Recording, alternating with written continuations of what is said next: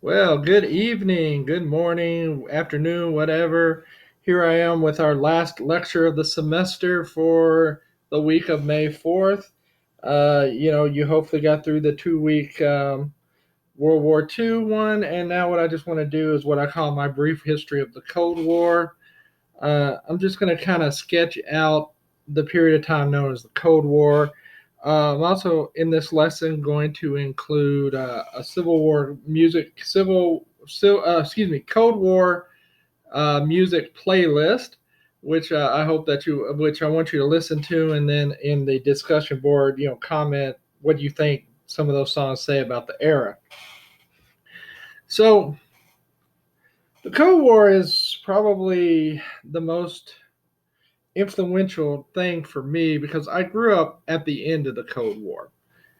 And every generation kind of has this defining moment. For some of you, it's going to be this COVID-19 thing. For others, it's 9/11. For me, it was growing up during the Cold War. And one thing I would like you to do is if you got access to something that has the Twilight Zone on it, I'd love for you to watch an episode called The Shelter because it really looks at kind of the psychology of the era. And I remember actually being afraid at different times about nuclear annihilation. I actually do remember doing one time the duck and cover drills where you got under your desk and covered your head like that was going to protect you from the neutron bomb. So, anyway, what I want to do is just kind of map out the Cold War from really before the end of World War II all the way up to the 1990s, early 90s when it actually came to an end. So, this isn't going to be necessarily an American history lecture as much as I'm just going to hit the highlights of the Cold War era. And then we'll end with the music, which I hope that you get something out of. So, peace does not come out of World War II. Instead, we have a new conflict between the Soviet Union and the United States. This is the Cold War. It will dominate world history until 1992. It comes from political, economic, and ideological differences between us. These differences came to the forefront during the last couple of years of the war, especially when we were trying to plan the post war era. In November of 43, the big three, Stalin, Churchill, and Roosevelt, met in Tehran, Iran, to decide the course of the war. They were making the final tactical decisions about the invasion of Germany. Churchill wanted the Brits and Americans to go up from North America, Africa, and into Italy and indirectly attack Germany through the Balkans. As I mentioned in the last video, Churchill was the only one thinking about the post war era and didn't really want all of Eastern Europe being liberated by the Soviets. Stalin and Roosevelt overruled that idea and argued for the attack from Britain through France that was Operation Overlord in the spring of 44. This meant that U.S. forces and the British forces would not meet the Soviets until they were in Germany. This will create a dividing line throughout Europe where Eastern Europe will be quote unquote liberated by the Soviets. The Allies also agreed to partition Germany. Um, Differences over the boundaries of Poland were set aside. Roosevelt was actually fairly happy with the accord. He kind of believed he could work with Stalin. This was a mistake. So, the next conference we want to talk about is the Yalta Conference in the Ukraine in February of 45. Defeat of Germany was now a certainty. Western nations are now concerned that 11 million Soviet soldiers were taking up positions in Eastern Europe and parts of Central Europe. Stalin expected spheres of influence because he was suspicious of the Western powers and wanted a geographic buffer. He also wanted to gain economically important resources and military positions. Roosevelt did not want any of that. He wanted self determination for all the countries of Europe. The delegates did approve a document called Declaration on Liberated Europe. They pledged to help liberated nations in creating a democratic institutions of their own choice. And they all agreed that each nation would hold a political election to determine its political system. Roosevelt really didn't push this because we still wanted the Soviet help with the Japanese. The A bomb wasn't quite ready yet. We actually agreed to give the Soviets the Sakhalin and Kuril Islands, two warm water ports, and railroad rights in Manchuria for entering the war against Japan, which they did on August 7th, the day after we dropped the first bomb. And basically, all they did was went and took the stuff we said they could have. Roosevelt also wanted to create the United Nations, and he knew that he needed the British, the Americans, and the Soviets involved. Several compromises later, Churchill and Stalin agreed to join. The first meeting was set for April of 1945 in San Francisco. They reaffirmed that the German surrender had to be unconditional. They created 4 occupation zones. If you ever see it on a map, let me see if I have it here. I don't think it's in this book.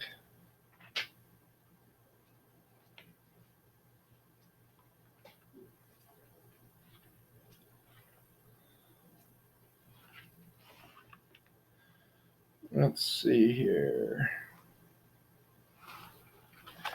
No. So basically, what happened with Germany is Stalin wanted to be 3 zones: American, British, and American, British, and Soviet. Churchill and Roosevelt said the French should get a zone. Stalin was basically like, why the hell did they get a zone? They didn't do anything. Finally, he said, fine, but it comes out of your zone. So you get these 3 zones. The Soviets get Eastern Germany, 1/3 of the country. And then Britain has a zone, the U.S. has a zone, and then carved out of the 2 is a French zone. The strangest thing they decided to do was to partition the city of Berlin, which is smack dab in East Germany. So you ended up with a weird situation that's going to be problematic. You'll see later that Berlin, 2/3 of that city is technically free, even though it's in Eastern Germany. They set reparations at $20 billion.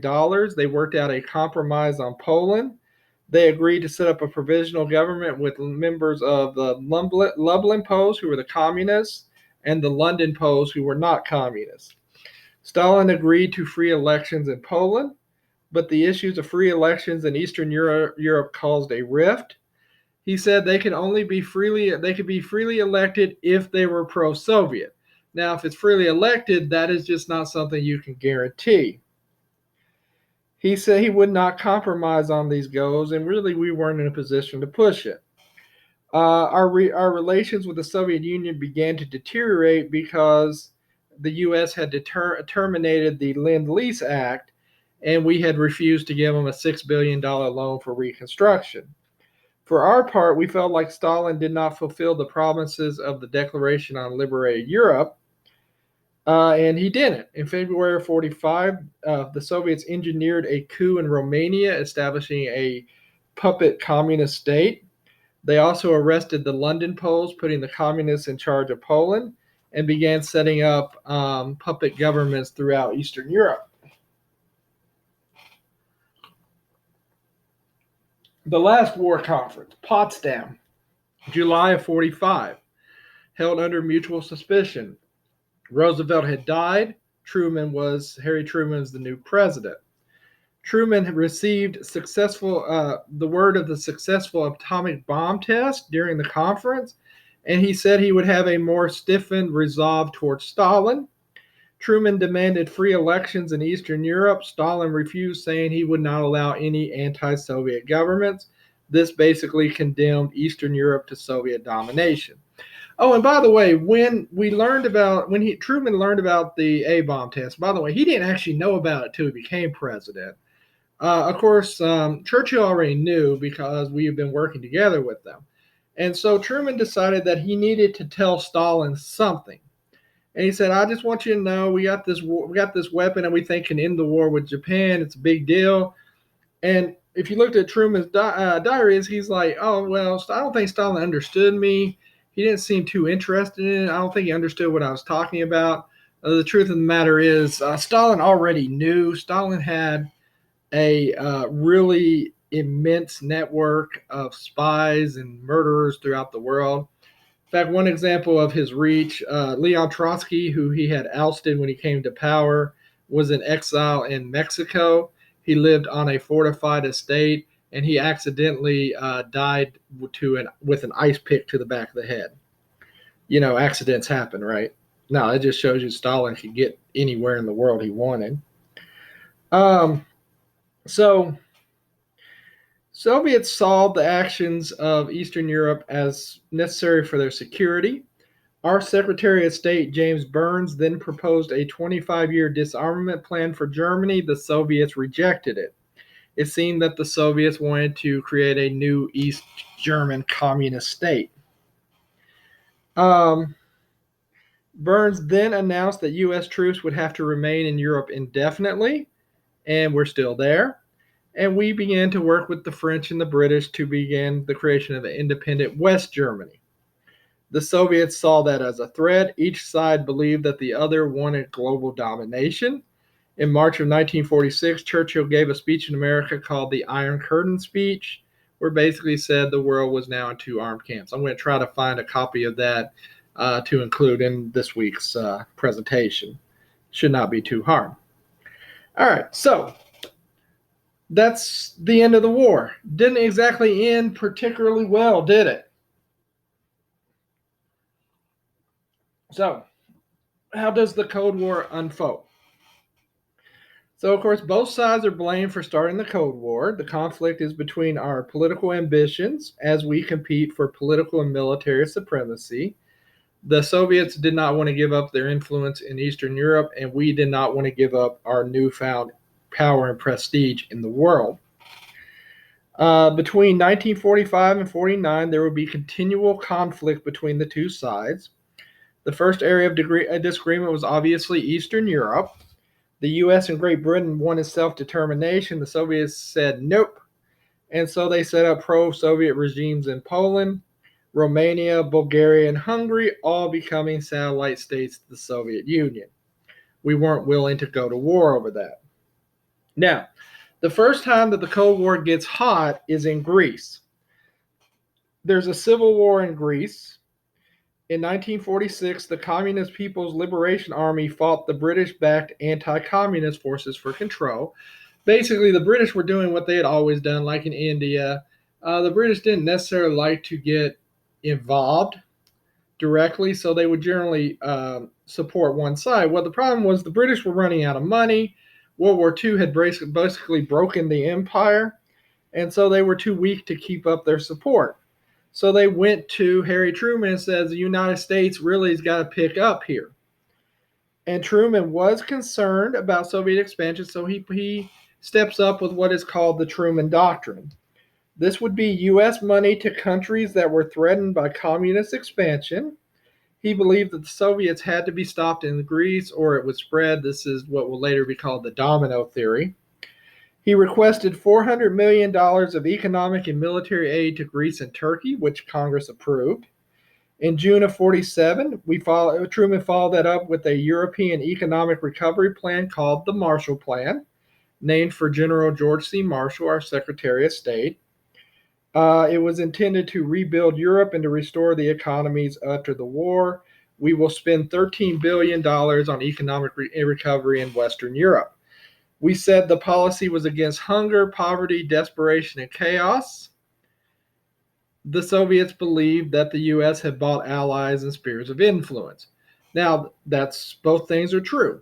And we actually did offer money to Eastern Europe. The Soviets turned it down on their behalf. So we got these two armed camps in the world. It's a very scary time.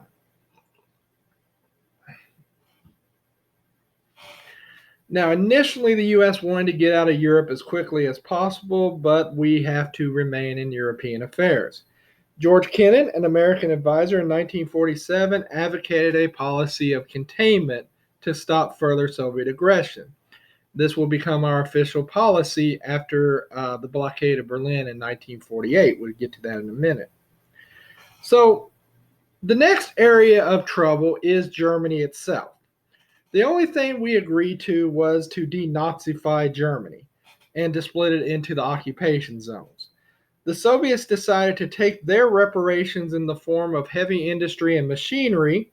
They dismantled and removed 380 factories from the western zones that they had occupied before turning them over to the U.S. or Britain.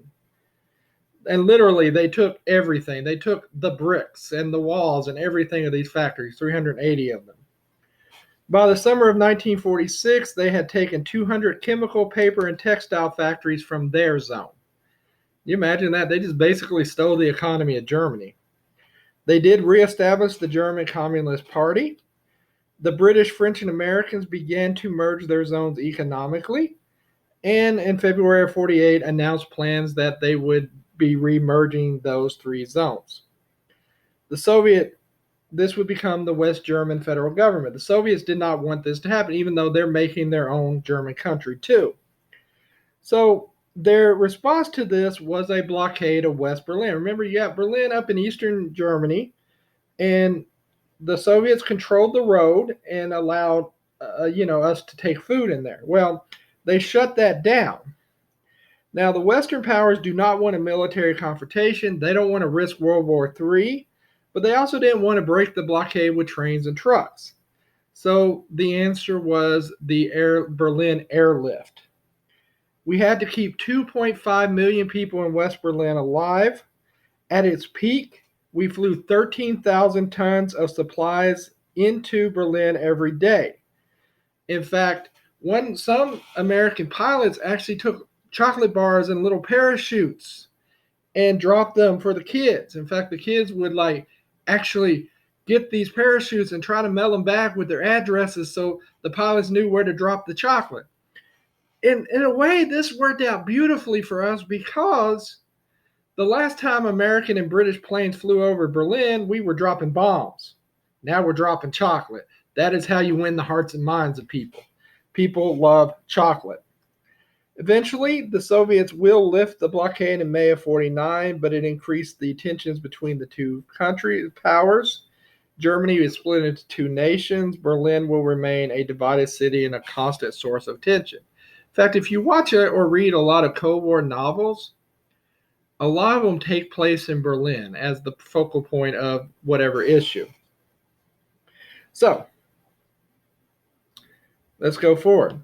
The Soviet Union detonates their first atomic bomb in 1949, Tsar Bomba. This will begin an escalating arms race. Some books call this mutual deterrence. I prefer the term mutually assured destruction, MAD. The idea hopefully was that no nuclear power would preemptively strike the other, so we're just going to keep going up.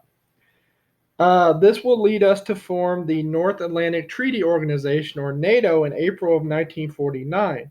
Here are the original members of NATO: Belgium, Great Britain, Denmark, France, Iceland, Italy, Luxembourg, the Netherlands, Norway, and Portugal. Even though Portugal until 1990 had a brutal dictatorship that stopped civil liberties and imprisoned their citizens, but we were okay with him because he wasn't a communist. Kind of my high horse there. And Canada and the United States are the original members. Belgium, Britain, Denmark, France, Iceland, Italy, Luxembourg, the Netherlands, Norway, Portugal, the US, and Canada. What's most important was Article 5 that stated, if any one nation is attacked, it is considered an attack on all. That was only initiated one time in NATO's history. September 11th, 2001, all NATO forces sent troops to Afghanistan, even though we got mad at the French because they didn't want to fight Iraq. You might, ask your parents. Some of you might be too young, but the Congress commissary, they renamed French fries Freedom Fries. But then again, we renamed sauerkraut Liberty Cabbage in World War I, so I guess there's precedent. A few years later, West Germany, Greece, and Turkey joined NATO. The Soviets decided to form their own powerhouse called the Warsaw Pact. Their members were the USSR, Albania, Bulgaria, Czechoslovakia, East Germany, Hungary, Poland, and Romania. So now you have two alliances in Europe. But soon, the Cold War will not stay in Europe. It will spread to Asia. The Chinese had been fighting a civil war Our guy Chiang Kai-shek had been fighting the communists under the leadership of Mao Zedong. Um, Basically, what's going to happen is the Chinese communists are going to ultimately win the Civil War. It's kind of our fault. Chiang Kai-shek had an opportunity to militarily wipe out the communists, and we held him back for some reason. But that won't stop us from throwing him under the bus when the communists come to power. So we're afraid that communism is spreading. Soon, the Korean War will begin. Your assignment for the Korean War, watch you a couple episodes of MASH. 3-year war. MASH lasts 11 seasons, has about 4 Christmas episodes. Korea was a weird situation that didn't have to happen. Korea had been split into 2 nations at the 38th parallel. Now, the reason the 38th parallel became a thing was to make it easier for Japanese soldiers to surrender. Above the 38th parallel, they would surrender to the Soviets. Below it, they would surrender to us. But it became a dividing line, and we split into 2 countries there. The North became the Democratic People's Republic of Korea, supported by the Soviet Union. Their first leader was batshit crazy, like the current one. In fact, he actually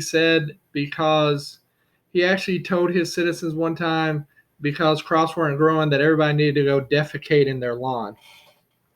So, the South became the Republic of Korea, or the ROK, or South Korea.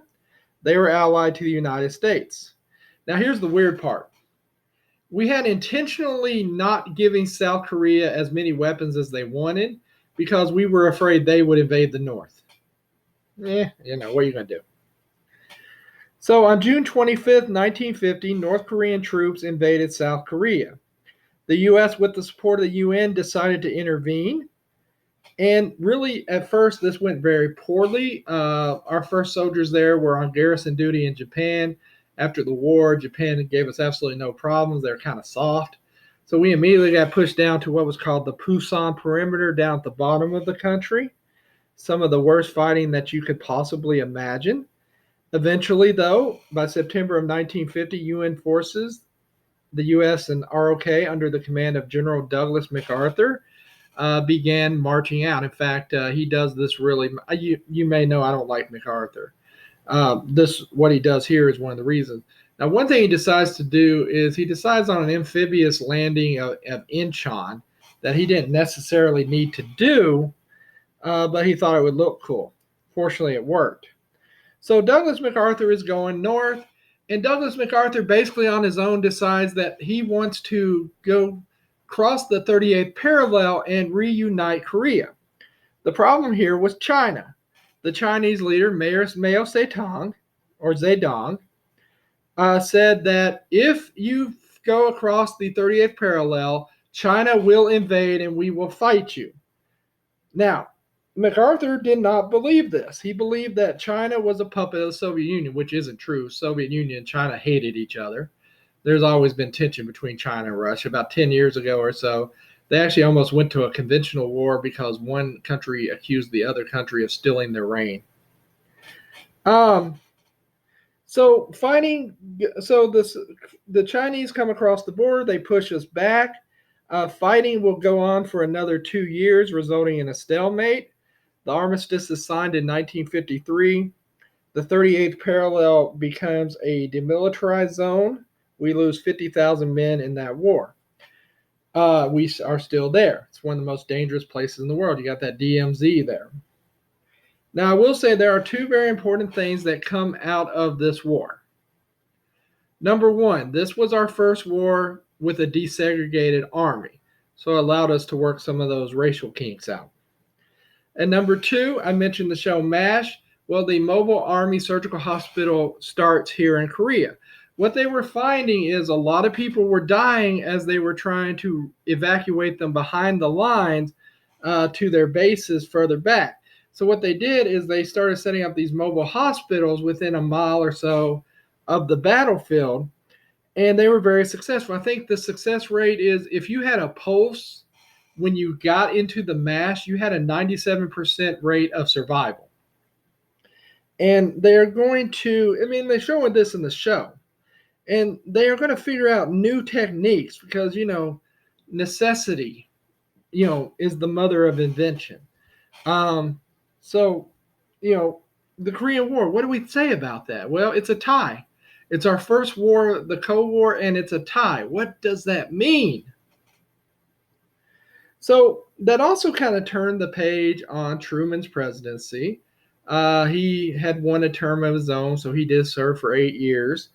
He leaves fairly unpopular, especially after he fires Douglas MacArthur's ass for, advocating nuclear bombing, dropping nuclear bombs on China and questioning the president of the United States, which, as a general, you cannot do.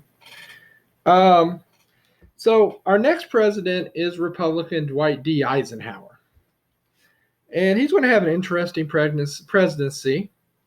He is going to be responsible for actually integrating Little Rock High School in Arkansas, even though he personally didn't believe in it himself, but it was a federal order. The judges said you had to do it, so he did it. Eisenhower is going to take kind of a different tact. In the mid-50s, he adopted a policy of mass retaliation, advocating the use of nuclear bombs if the Soviets used ground troops anywhere in Europe. I don't know if that was a bluff. Who knows? Fortunately, it wasn't tested. We also formed into the Central Treaty Organization, or CENTO, CENTO. This one obviously doesn't exist anymore. It was Turkey, Iraq, Iran, Pakistan, Great Britain, the United States. This was invented to stop the Soviet expansion into the Middle East. We also joined SEATO, the Southeast Asia Treaty Organization, SEATO. That was the U.S., Great Britain, France, Pakistan, Thailand, the Philippines, Australia, and New Zealand. In the 1950s, a country that basically believed in isolation before this point was allied with 42 other nations.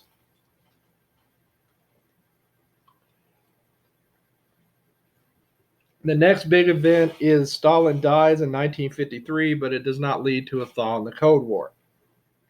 So there's a great deal of tension in the 1950s. In August of 57, the Soviets launched their first ICBM, intercontinental ballistic missile. Scares the crap out of us. Then they shot Sputnik into space. We didn't know what the hell that was. We were afraid it was a weapon, but it did fortunately start the space race, which I think is one of the best things the United States has ever done. We put, in a short amount of time, really, we circled the earth. We sent men to the moon. We figured out how to do all of that. Maybe you've seen Hidden Figures, these smart black women who could do the math. They were the first computers. Computers come out of this. Exploration was so important for mankind. I believe that we need to do more of that. ABC had a series one summer called The Astronaut Wives Club. If you're interested in the space race, if you want to talk more about that with me, feel free in the discussion. But Astronaut's Wives Club was a really good series based on a book. If you get a chance, you should check it out. But space was so important. It took us too long to put the first woman in space for the U.S. It was 1983. The Soviets did it like in 1950 something. In fact, like the second, third person they sent up was a woman. So we were a little bit late on that. But the space race gave us hope. And I hope that we'll do that again sometime and not mind the moon. So Nikita Khrushchev comes to power. And he has a lot to prove. So he wants to take advantage of the fears forced by the ICBM and Sputnik, and he wants to force another crisis in Berlin. West Berlin was, of course, still under Allied control despite being over in East Germany. Many East Germans were escaping into West Berlin and then into West Germany. In November of 1958, Khrushchev made an ultimatum. They wanted Western forces out of Berlin, and then he said he would turn the routes of West Berlin over to the East Germans. Eisenhower said, nope, we're not doing that, and Khrushchev backed down. That's very important. 1961, new American president John F. Kennedy. Khrushchev decides to raise the issue again in Vienna in what is called the Kitchen Cabinet Summit. They met in the Kitchen of the Future. You should check it out. It's pretty cool. In June of 61, Khrushchev issued a 6-month ultimatum over West Berlin. Kennedy stood firm, and Khrushchev backed down. On August 31st, 1961, East German workers under military supervision began work on the Berlin Wall. In a few months, there were 100 miles of walls with watchtowers. Since the West could still get into West Berlin, it accepted the wall, but the wall becomes the enduring symbol of the Cold War. Our next crisis, the Cuban Missile Crisis, which we can blame on the New York Yankees. And I'm not just saying that because I hate the Yankees.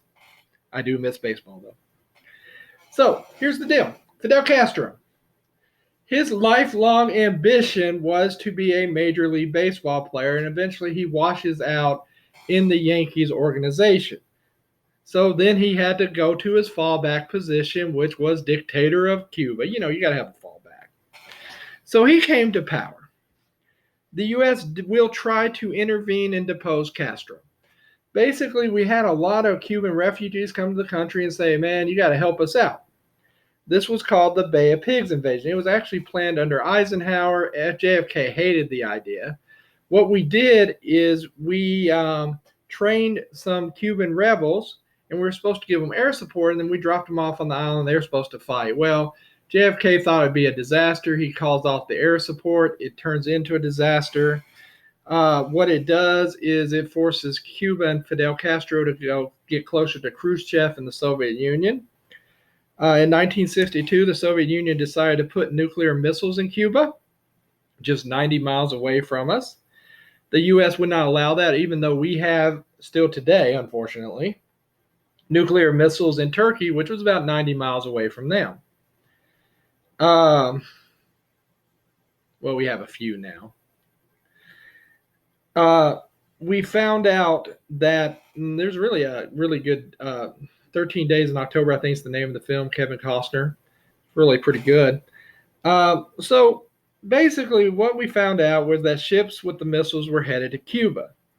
Kennedy decided on a blockade. So we put our ships out there. The Soviet ships come in. They stop.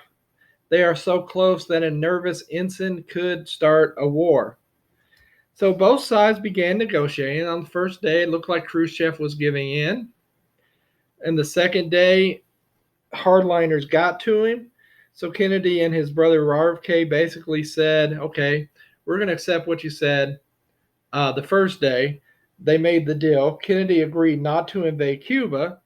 And he said, well, you know what, Khrushchev, here's the deal. We'll take the missiles out of Turkey in 6 months. And ultimately, that was what Khrushchev wanted. But it yet again looked like he backed down. That did lead to the hotline between the two nations, which is usually shown as a red phone. It wasn't a red phone. It was actually a computer bank.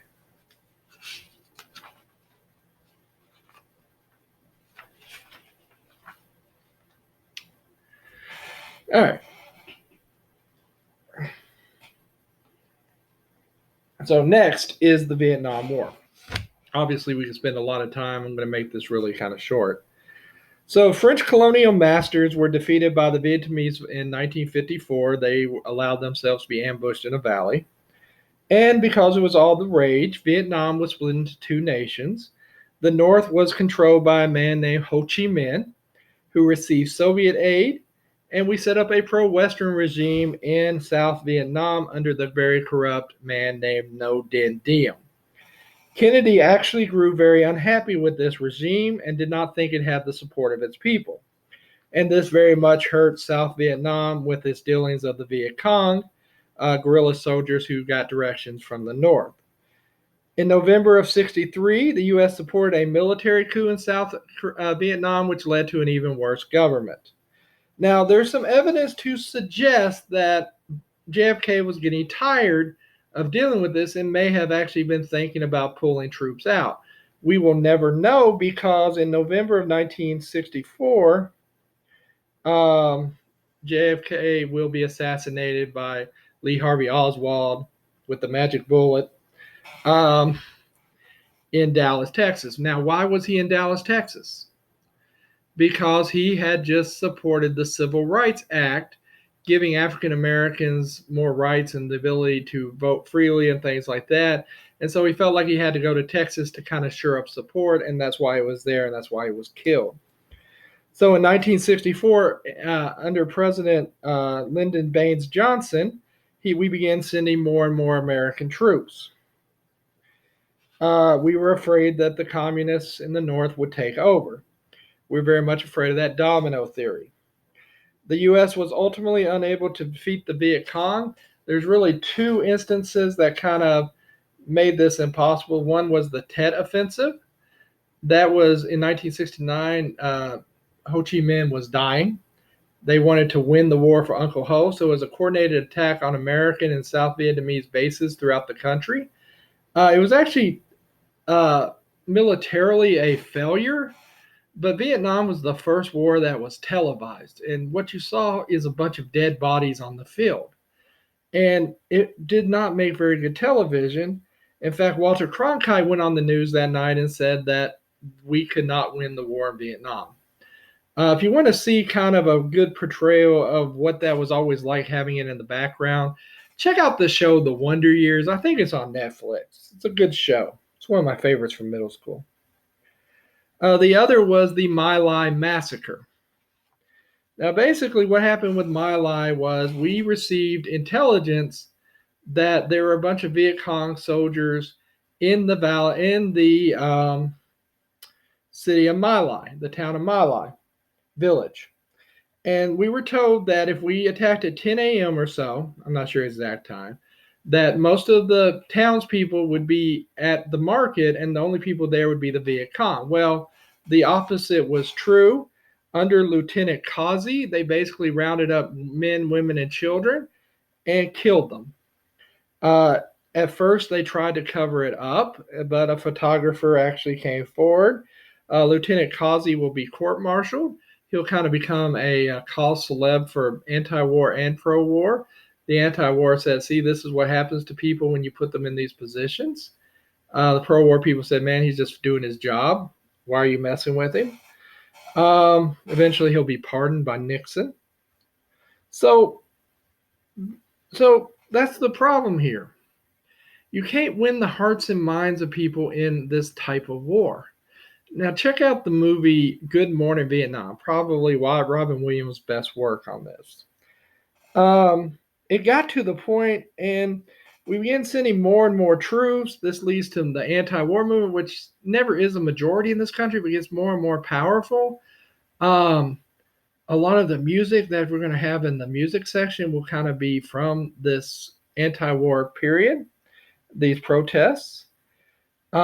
It basically destroys the Lyndon B. Johnson presidency. He wanted to push this Great Society program to help with poverty and health care, but you can't do social programs and a war at the same time. Basically wipes out the Democratic Party. It leads to the election of Richard Nixon, who promised peace with victory. In 1973, Nixon reached an agreement with North Vietnam for the U.S. to remove its forces. 2 years later, North Vietnam invaded and conquered South Vietnam.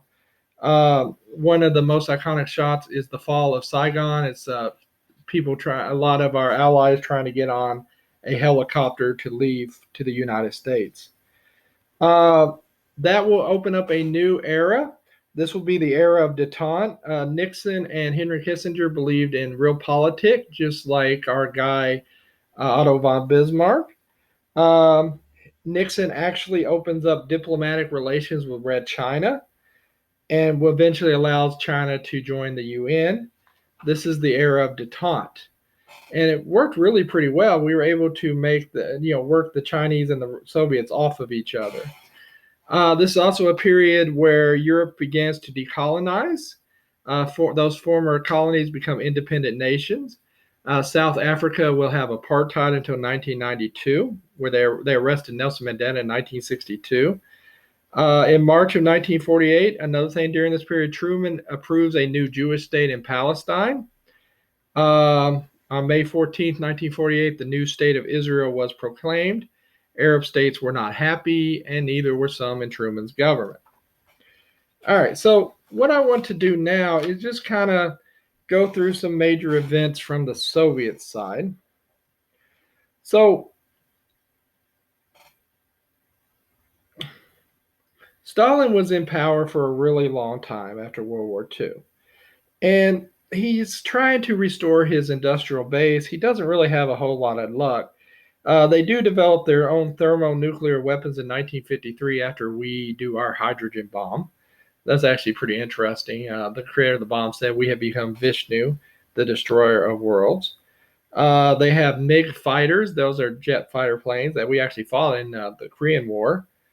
The Soviets were definitely a world power, but their people were suffering. Stalin did everything he could to grasp onto power. In 1946, he was very suspicious, and there was a lot of repression. He actually kills more people than Hitler does. In 1946, he decreed that all literary and scientific works had to conform to the political needs of the state. How does science do that? He disliked intellectuals and used political terrors. He was planning a new purge in 1953 when he died.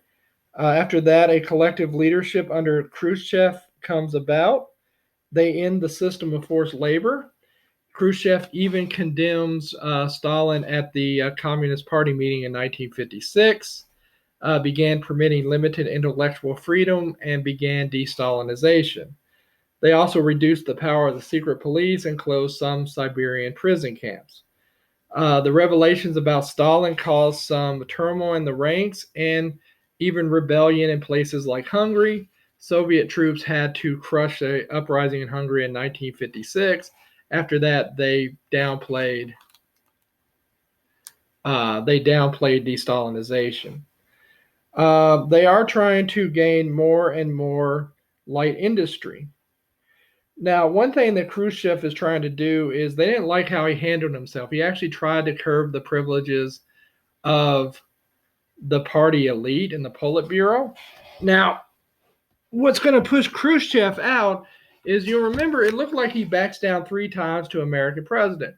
Probably the capper was one time he was at the UN. He was probably drunk, and the next thing you know, he took off his shoe and he goes, "We will bury you." And that was enough. So they "You're retiring now." He was replaced by Leonid Brezhnev in 1964. Now, what's going on is Western Europe prospered, Eastern Europe does not. Leonid Brezhnev, the Soviet Union stays the same under Brezhnev from 64 to 82. His slogan was "No experimentation." He did set forth the Brezhnev Doctrine, which was Soviets could intervene in socialism if socialism was threatened in a socialist state. He will use Soviet troops in Czechoslovakia in 1969, and this will be used to justify their sending troops to Afghanistan. Brezhnev benefited from détente. They reached parity with the U.S. in nuclear weapons and began to permit more access to Western styles of music, dress, but dissenters are still punished. When I went to Russia in 1997, if you turn on their music channel, you would have thought it was 1983. Industrial growth, however, declined. They did surpass us in production of iron, steel, coal, and cement. They had 2 major problems. Central planning created too complex of bureaucracy, and they discouraged efficiency. Basically, they had just all planning was done in Moscow. It was, they had guaranteed employment, which isn't necessarily the best thing in the world. Soviet workers used to say, they pretend to pay us, and we pretend to work, and they pretend to pay us.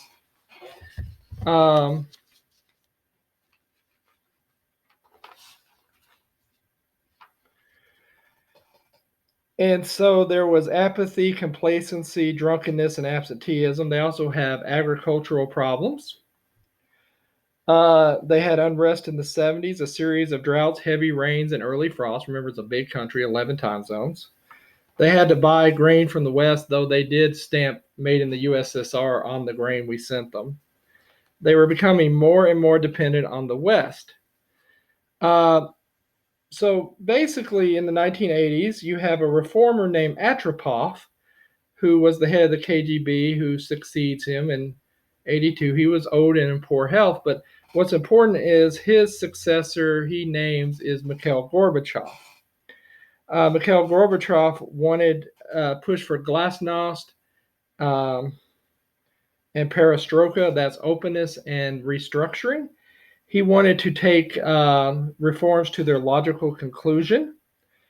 They still did some things pretty well, like space exploration, but high technology, like computers, they were behind. He wanted to restructure economic policy and wanted to talk openly about the flaws of the Soviet Union.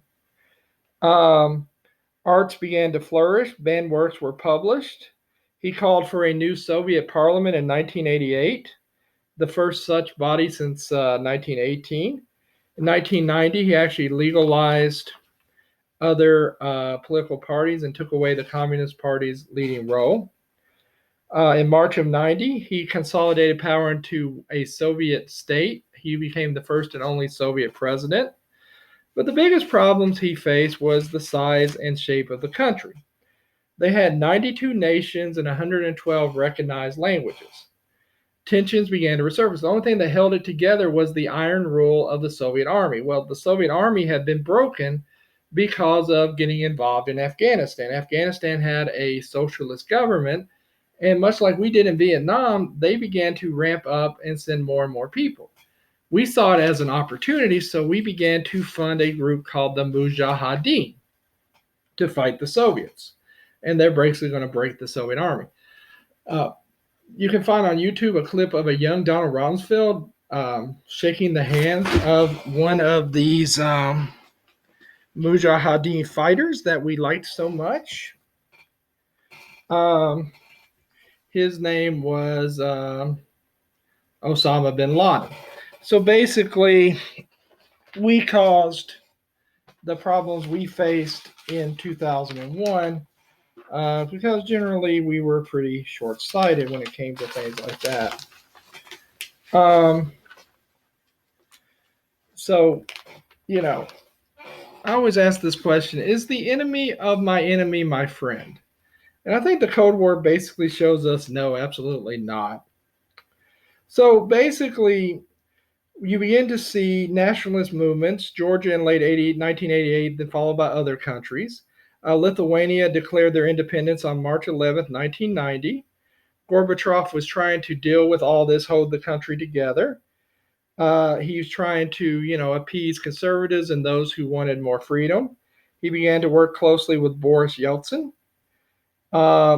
When a group tried to arrest Gorbachev, Yeltsin and others in Moscow took to the streets to save him, though this will lead to the end of the Soviet Union.